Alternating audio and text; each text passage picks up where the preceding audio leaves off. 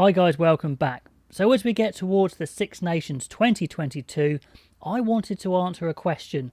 How important is home advantage? Now I'm guilty of talking about this all the time based on just subjective observation, which we all do, and I realised I didn't have hard numbers to back it up on. Who's really good at home? Who's good away? Who has the biggest home advantage effect?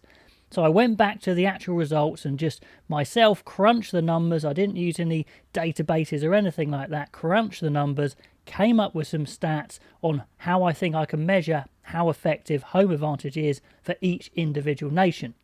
Now, if you like this sort of thing, guys, like I said, it did take me a while, but do feel free to subscribe and like if you want to. You do not have to at all. But I've done a few of these things. Last year, I did a big stat attack on actually who has been the most successful team in the Six Nations based on a number of different measures. I'll link that up above.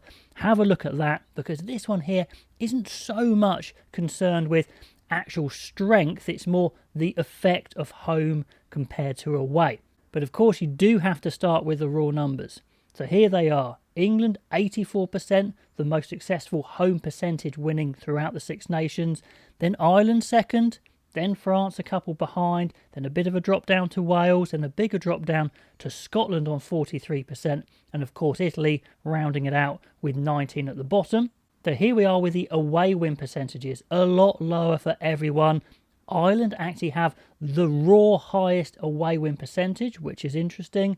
Then England, then France pretty close, Wales close as well. Again, a big drop off there to Scotland on 20%. And Italy with a very lowly 4%. So those are the raw numbers. So this is the stat that I really wanted, the percentage difference. Now, initially, I don't know if you guys thought who would have the biggest difference in home and away. Maybe it's Wales with the Cardiff effect. Maybe it's Scotland with the Murrayfield effect. Well, no, it's actually England. 32% difference between playing home and away. Seems pretty big to me. Then it's France. So the two big teams in terms of player numbers, in terms of money, they actually have the biggest difference between home and away. Then it's Ireland and Scotland on 23, closely followed by Wales on 20, and finally Italy with the smallest difference of 15%. So I thought that was super interesting. Now, the second thing I really wanted to get into was how might that affect the Six Nations? Of course, with 5 games in the Six Nations, some years you have 2 home games, some years you have 3 home games.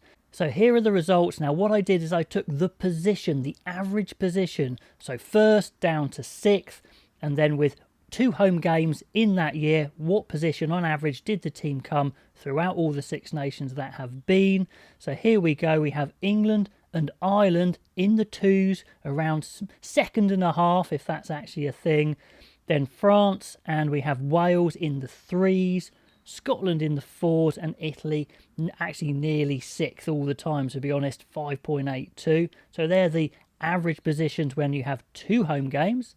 Now, when nations had 3 home games, their positions did improve on the most part, although you'll see that 2 actually didn't. So let's get into the stat, the difference between 2 home games and 3 home games, which will tell us a bit more.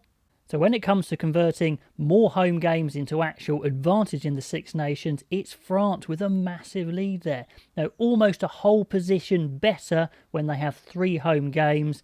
Then it drops down a lot. We've got Italy in second, then Ireland 0.27, England 0.23, and Scotland and Wales, it didn't make any difference whether they had 2 or 3 home games for their average position, which I thought was absolutely fascinating. So here are the headline results in summary, some potential conclusions that I could draw, but I really want you guys to draw loads of conclusions because there's many reasons why these stats could be as they are. But anyway, home advantage is objectively a thing. Certainly we saw no change in a couple of the stats, but most of them we see big positive change.